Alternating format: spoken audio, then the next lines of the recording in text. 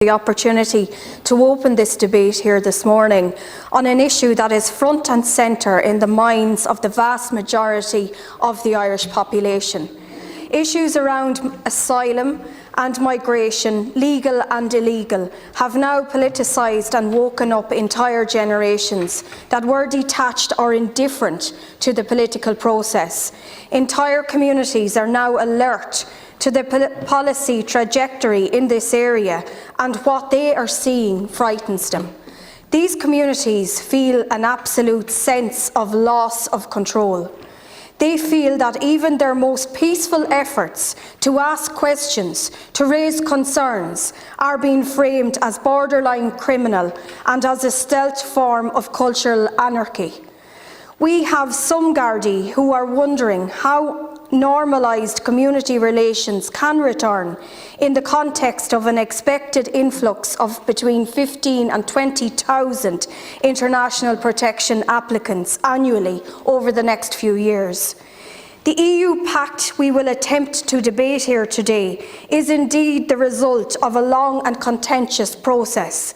Some see that as evidence or confirmation of the allegedly democratic nature of the agreement. But that presupposes the existence of European Union structures that actually cares about what ordinary people think. And that, Minister, is a highly debatable contention. If anything, the EU and its endless procession of directives and regulations have smothered democracy in this state.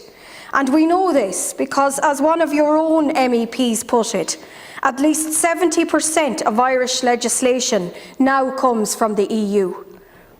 We are in effect a colonial outpost of an EU regulatory empire whose sole function in many regards is simply to transpose those EU laws while giving the process of a veneer democratic legitimacy.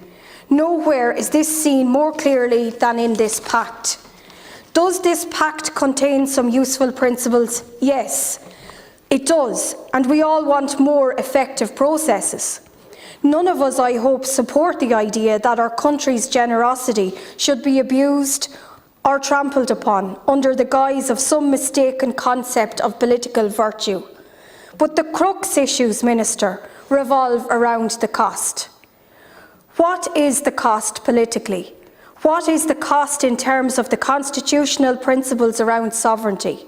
What is the financial cost? What is the social and cultural cost? There is an old saying, Minister, that the cure must not be worse than the disease itself, and that is a sound principle in all areas of life, not just in political areas of life. In light of that, I genuinely feel that this pact, when seen in the round, will make things worse for Ireland, and that is my only concern. It may, through its so-called solidarity mechanisms, support EU member states such as Italy and Greece, but what will be the overall impact on Ireland and on our people? I'm here to stand up and give voice to the concerned Irish people. The majority of those people have made their feelings known in poll after poll that government has refused to listen to. And I'm here to put those views first and foremost. We have all been here before, of course. We all remember the endless chatter about the importance of EU solidarity mechanisms during the financial crash of 2008. But tell me, Minister, who ended up on the hook for billions when our so-called EU partners forced us to bail out the EU banking system? Who is still paying the cost for that 16 years later? We are. I say this not to rehash history.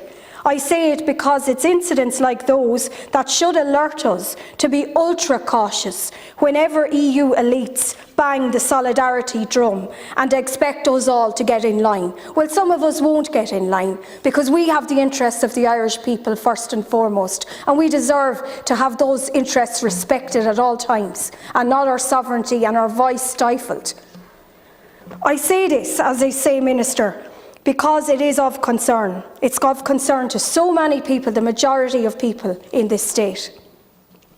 Minister, this week alone, we have all seen ample evidence of how handling over our immigration policy to the EU has stymied any chance of resolving such issues bilaterally with our neighbours in the United Kingdom.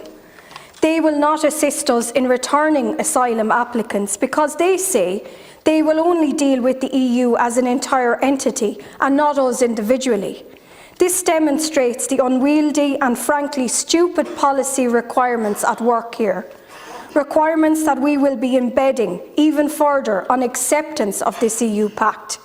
We have also seen reports from Fionn Sheehan that Minister McEntee is not receiving support from government and that she is being hung out to dry. In that regard, I'm reminded of what Winston Churchill once said. The opposition occupies the benches in front of you, but its enemy sits behind you. This points to the disarray and the division between government and its own members on this very issue, not to mention the Irish public. For the better part of 2 years, we have unnamed government TDs expressing their rising anger and frustration at the level of government disconnect on the asylum issue. Why aren't those voices being heard?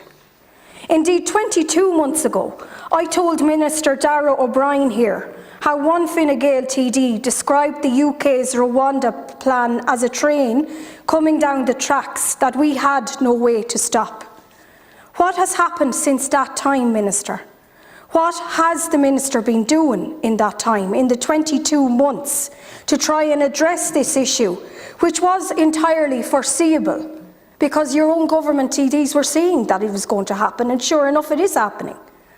Why is it only that in the last week that the issue has returned to sour Irish-UK relations? It is clear to everyone that this government is a government desperately searching around for a scapegoat upon which it can load the sins of its own incompetence and lack of action. We have seen through FOI data obtained by Gary Kavanagh at Gript Media that even your own officials were expressing unprecedented alarm at the proposals that would have destabilised our entire immigration system. Those concerns may have been part of a scoping exercise prior to the referenda, but it is undeniable that officials within the department have significant concerns around decisions or agreements that remove their capacity to act with discretion. We will find out in 6 months' time, I'm sure, when another FOI request goes in, that your officials are also expressing horror and alarm at the impact of the EU Pact. But that's not correct, and that's not right that that should be the way. Will you tell us now if the immigration units of your department have expressed some concerns with this pact? The people need honesty.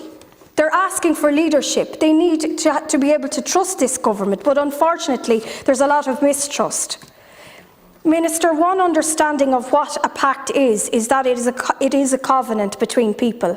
But what I'm hearing on the ground, however, is that the sacred covenant between this government and the Irish people has been broken, and there is no trust left.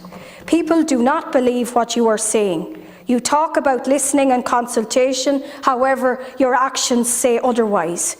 Your MEPs have the gall to tell people that protecting our borders and talk of sovereignty is now far-right rhetoric. It is not.